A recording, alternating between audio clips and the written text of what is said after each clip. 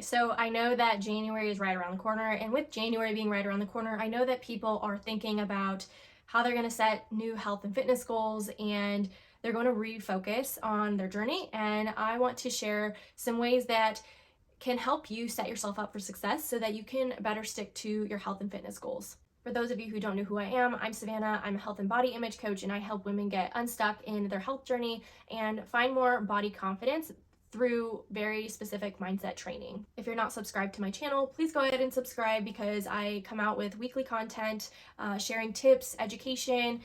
and just mindset focused health to help you transform your perspective and approach to health in general so that it is sustainable and totally aligned with you. So the first thing that I want to start with is before you even set your goals is you need to have a bigger picture overall, basically vision of the direction you're trying to go before you can even set goals, because I think people make the mistake too many times by setting goals before they really establish a clear vision of the direction that they want to take their life and use these goals, because goals are essentially put in place in order to bring you closer to the bigger picture or the vision you want for your life. And too many times people just view health as I need to lose weight, I need to fix my body, I need to fix my physical appearance. So that is the only focus, and they set goals based on wanting to lose weight, and it is very challenging to stick to goals that have only those as the motives or the main reason for starting in the first place, because it's just not very encouraging. And when you can first, before you even set goals, get aligned with what you want your life to look like a year from now or 6 months from now or maybe 5 years down the road, then you can start to implement the goals that are aligned with that and that get you closer to that. And yeah, maybe to some extent you want to lose some weight or you want to improve your physique. That is just more of an added bonus at that point when you are more focused on the bigger picture and the improvement that you get in your life when you have that as your main focus. So the second step after you've done all of that and you've gotten clear on that is setting goals that are completely aligned with that. And I teach something in my wellness program, and it is my CRAFT method. So basically that stands for clear, aligned, I spelled it wrong. Clear, realistic, aligned, flexible, and timeline. And the way that I teach this is I have a formula where my clients go through and basically it's just plug and play. After they've done all of the work beforehand, we're just establishing goals that are totally aligned with the bigger picture, and we are aware and comfortable of the fact that these goals might need to change.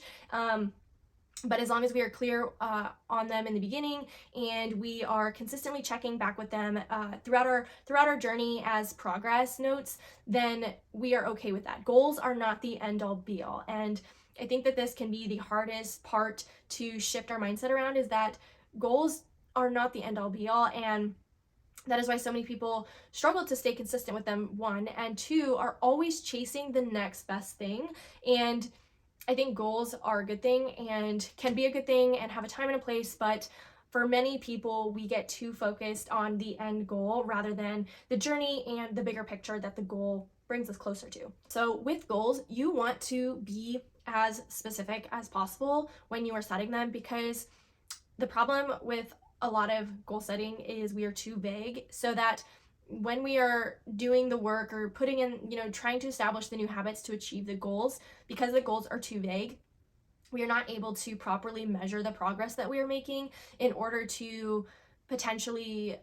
adjust our course or add in more things or take away more things of what we're doing on a day-to-day basis to achieve these goals. So if we're not very clear on any of this and we're not measuring our progress throughout, then it is really hard to know when we need to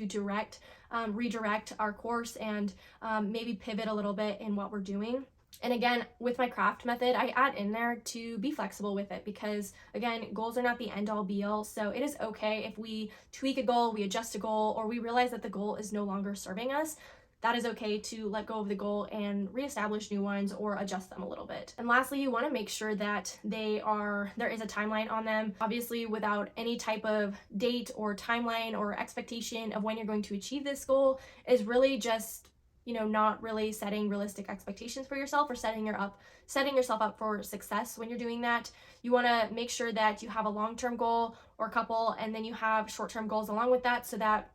not only are you working towards this bigger long-term goal that has an end date that you'll know whether or not you've achieved it or not, but you have these shorter goals that keep you feeling accomplished along the way and also allow you to check in with your progress along the way. And we even break these short-term goals down into weekly check-ins with ourselves, so that we're constantly in this state of making sure that we're still heading in the right direction to where we are aligned with the bigger picture. So that craft method is something I created in my program, and it's something I take my clients through to really help them establish goals that are really catered to their overall bigger picture. The other thing that I teach in my program after we've established our craft goals is having clients test out their goals to make sure that they are short, simple, and small. And the reason that I do this is because a lot of times people make the mistake of trying to establish too big of goals and too many changes beginning before they've really established these new habits. And what we do with these goals is we break them down into daily actionable steps that feel very minuscule and almost insignificant, because when they are that small to incorporate into our regular routine that we already have established, it feels way more doable, and we're not only building confidence, but we are showing and proving to ourselves that we can stay consistent with these new habits. And when we do our weekly check-ins, then we can check in with ourselves and see if we can add on to that daily action step, or if we need to take it back a little bit because it felt a little bit like too much to focus on, then we can always adjust there. So that is something that I teach my clients to do, is basically when they're setting up those goals, establish daily action steps with them and make the action steps feel very, very doable, because those are way easier to build on consistently than trying to bite more than we can chew, essentially, and feeling overwhelmed and just feeling like we need to take a step back from it all when things get too busy, because we all know things will get busy. The last thing that I want to share with you, and it's something again that I teach in my program through this whole process, is showing clients that we do not rely on motivation to help us continue moving forward and sticking to our goals. This is a huge misconception that I think a lot of people think that they need in order to be successful, and that's just not true. Instead of depending on motivation, which no one has 100% of the time, 24/7, we replace using motivation to keep us going and instead replace it with inspiration. And I have a process that I walk people through that basically is something they intentionally do on a regular basis, where they connect themselves with that bigger picture I spoke about in the beginning of this video, and they allow themselves to feel the emotions that are tied with that bigger picture. So not just, reviewing what the big goal, but the bigger vision is, but actually feeling what it would be like for their lives to officially look like that. And what that does is feeling emotions and being connected with our emotions are what lead to our decisions. And when we are reminded of that every single day, and we are connected with the bigger picture and the main reasons why we are doing something, we are much more likely to continue to stay consistent with it, rather than lose focus and get too caught up in the cosmetics of health and, all of the weight loss stuff. Again,